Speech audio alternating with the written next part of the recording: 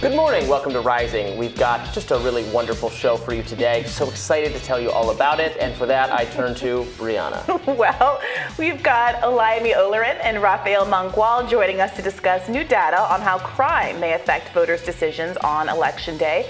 Plus, U.S. Right to Know's Emily Kopp will break down new investigations into the origins of COVID-19. But first, the Washington Post reports that President Joe Biden and First Lady Jill Biden have been meeting privately with advisors since September to lay the path for the president's 2024 reelection bid. Biden has yet to publicly confirm he'll seek a second term. However, according to the Post, he's eager to get into the race, especially if former President Trump announces a comeback run. The president returned to Washington, D.C. last night after touching down in Florida to campaign for Democratic candidates Charlie Crist and Val Demings. While in the Sunshine State, Biden railed against Republicans over proposed cuts to Social Security and Medicare. Let's watch. The senator from Florida going after Medicare and Social Security? I tell you what, I don't know where, as they say in Southern, don't know where y'all been. Hot damn, boy. You've been paying the Social Security your whole life. You earned it. Now these guys want to take it away. Who in the hell do they think they are? Excuse my language. Biden also had this to say about inflation. And they talk about inflation. You know, we're dealing with it for a whole second. Inflation is a worldwide problem right now because of a war in Iraq and the impact on oil and what Russia's doing. The war in Ukraine. And thinking of Iraq because that's where my son died. Because he died. But the point is that that's why it's up. We have the lowest inflation rate of almost any major country in the world. Second term, huh? Yeah. Look, it's so sensitive. Yes. It's frustrating because, first of all, people slip up sometimes, but we obviously know that with Joe Biden, it's a regularity that is not of average. And that's part of why there's been so much speculation about people entering the race. There have been moves made by other folks that seem to suggest that they're interested in getting into the race. And still, just because Joe Biden's running, it doesn't mean that he's not going to get a challenger. It's less likely that I think he'll get an establishment challenger, but there still could be a left challenger to Joe Biden who might be able to pick up more interest than they would ordinarily simply because of moments like this.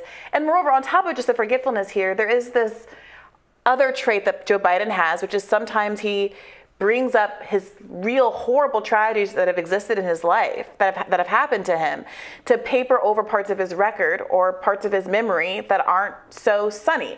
So there was this moment where he argued that we couldn't have Medicare for all because he had to pay for his son's medical bills.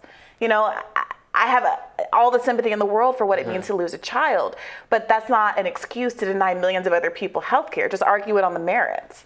Yeah, so I was not surprised to hear that he's talking about making another go of it because it would be astonishing to me if he didn't. It would be somewhat historically unprecedented, at least historically unprecedented in the modern era where political figures cling to power. Nobody gives up power willingly. Nobody steps aside for the next guy. That just does not happen in our modern political system. You have people in their 80s and 90s still actively involved in politics in both the Democratic and the Republican Party. Yeah. Dianne Feinstein is still in office despite very, very clear and not insensitive, but clear indications that she is not mentally capable of doing the job anymore. Chuck Grassley is going to be in his 90s if he wraps up the term he's running for reelection to right now. The average age of our people is a national security issue at some point, that we have people so old in office being asked to weigh in on policies that affect. I mean, think of the tech policies. Think of what we discussed yesterday in My Radar. We're going to discuss soon again on the show the DHS leak, the information, what the Homeland Security is doing to pressure tech companies. These involve technical questions that are beyond the reach of many of our parents.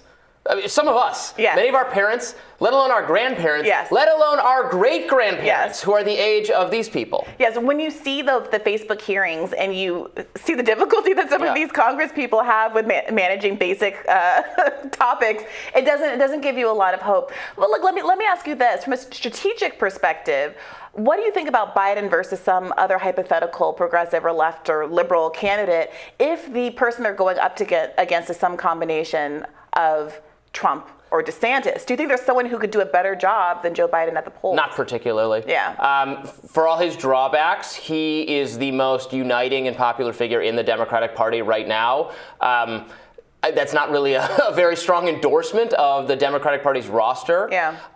But there is no one who combines his name recognition, frankly, is a major asset. Mm-hmm. He's generally, there are a lot of older, more moderate voters in the Democratic Party, or culturally moderate voters, or religiously inclined voters, sure. who are still part of the Democratic coalition, who we don't hear kind of as much about. They're not well represented in sort of media voices, and it seems to me that's his hidden strength, is he's popular with them. He's been popular with black voters as well, and that no one else kind of quite has that pinned down. Now that might not be good enough. Might be good enough against Trump. I don't know. We'll see if he's going to get in. Yeah, I don't know that it would be good enough against any other Republican, but we'll find out. Well, we'll see if his popularity with black voters holds. Mm-hmm. Of course, an undercovered reality was that Bernie Sanders and Joe Biden were neck and neck by February 2020 with black voters. They were the only two that got into double digits with black voters, despite so-called liberal institutions like the New York Times waxing poetic about figures like Elizabeth Warren and Amy Klobuchar, who they remember co-endorsed for their presidential endorsement. Combined, those women got 10% of the black vote in polls. And so, look, it's frustrating because I think a lot of black voters are looking at how these past 2 years have gone, the promises that were made in Georgia specifically, if they were to secure the Senate for the Democrats, and the fact that those promises never materialized, specifically the $2,000 checks and the student debt relief commitments. And, frankly, I think it would be better for the longer term interest of black people if they acted a little bit more like Latino voters, didn't pledge fealty to the Democratic Party and allowed themselves to be courted. I mean, just looking at it from a purely strategic or political standpoint, I don't prefer Bernie Sanders' views to Joe Biden. Maybe on some issues I do. On foreign policy, yeah. although now he's letting us down a little bit. Yeah.